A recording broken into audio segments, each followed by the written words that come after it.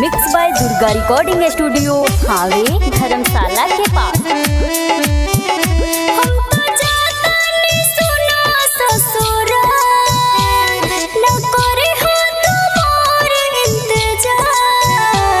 मगर इतना रखे हो ख्याल ससुरों में बोलाई बसनम कि मिले तो से आए बहु कसम से ससुरों में बोलाई बसनम कि मिले तो से आए बहु। हम करिले तना प्यार नहीं करब सुना इंतजार मगर इतना रखी हो ख्याल ससुरों में बोलई हो सनम कि मिले आइब तोहरा से हम कसम से ससुरों में बोलई हो सनम कि मिले आइब तोहरा से हम।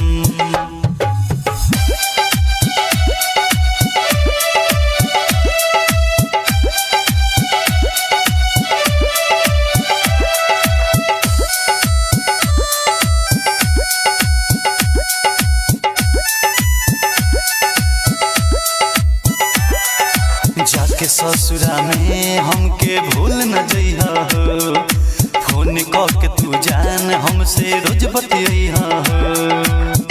यही जान सुना ना काहे नहीं खूब बोला